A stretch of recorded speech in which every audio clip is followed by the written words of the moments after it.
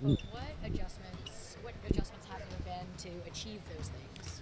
I think just consistent work and really our players um, buying in and then being willing to put in time in practice in their individual work. Watching film and seeing it, 5-on-5 in games and understanding that that's how we really have to play, collectively to be successful. So it's been a point of emphasis as much as anything, and something that they've really bought into and believe in. What's going to change to Howell's status? Are you expecting him to play tonight? We are expecting Howell to play. Yeah, he's playing in pain. Is what it comes down to. But he's Howell's a tough guy. Coach, you understand the development process. Talk about Tony Bradley and the steps you're taking with this kid to keep his confidence high. Well, right now, a lot of times when guys come in the league, especially when they're as young as Tony is, 19, 20,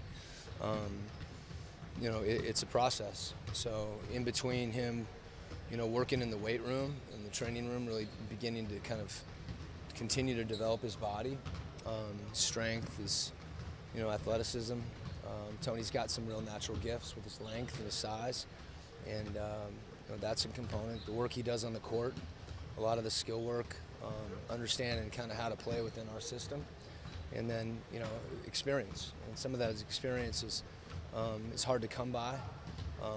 Right now for him, it's ironic that with Rudy out, because Derek and Epe have played well, there aren't really minutes for him at the 5 with the Jazz, but he's got to stay ready and available because as we know, anything can happen. And then, when we do get Rudy back, I think there'll be opportunities for Tony to get minutes in the D-League, which is a great experience. My first year in San Antonio, or in Austin, I should say, Jan Mahimi was on the roster in San Antonio and basically played the whole year in the D-League with us in Austin.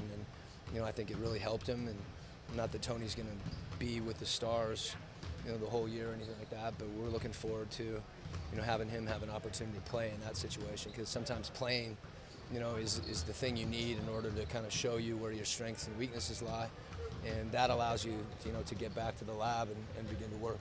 We talk about ball movement, but ball fakes, what impact does that have? Well, I think they help your reads. It's something early in the year we had a stretch with a lot of turnovers, and I just thought our passing was careless. And it's hard to work on not turning the ball over. I mean, really, you need to work on connectivity and spacing, and then just precision. And so ball fakes are another way. We believe that you can fake with your body, you can fake with your eyes, and you can fake with the ball. And we want to do all those things. So it's something we want to emphasize and guys work on. And we work on it when we're doing our script. 5-on-0 offense. We work on it in the breakdowns, and anytime. In the NBA, especially in pick and roll, when you have the other 3 defenders that aren't in the pick and roll defending it, they're in a zone essentially shifted, and to be able to, similar to a quarterback in the NFL, you have to move the defense in a zone in order to find people, and then those passes have to be accurate. So it's something you have to work on.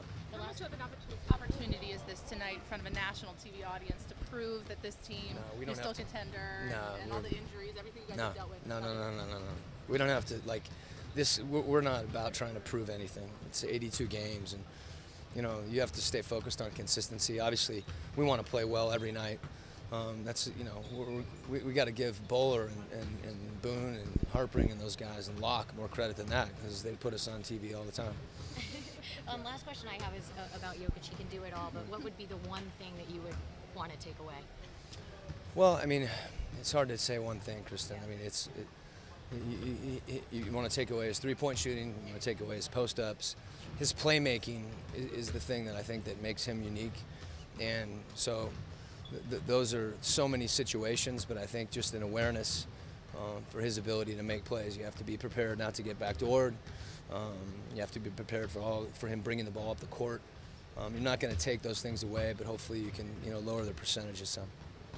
Number one offensive rebounding team in the NBA. I take it even more emphasis on attention to detail when the ball's in the air. Yeah, it's a little bit counterintuitive because Jokic is out on the floor a lot. But because the floor is spaced, they have lanes to the rim. So whether it's Fareed or Plumlee or Trey Lyles or whoever their other bigs are, they can get to the rim, and then they have size at the 3. With Chandler and Hernan Gomez, so those guys can get in the mix as well. How much has changed without Millsap in there too as well? Well, anytime you lose a player of that caliber, sorry to see him get hurt, but we're going through that with Rudy. They're going through it with Paul, and it takes time to adjust to a player like that on both ends of the floor being out. Quin Snyder, let's go back to you.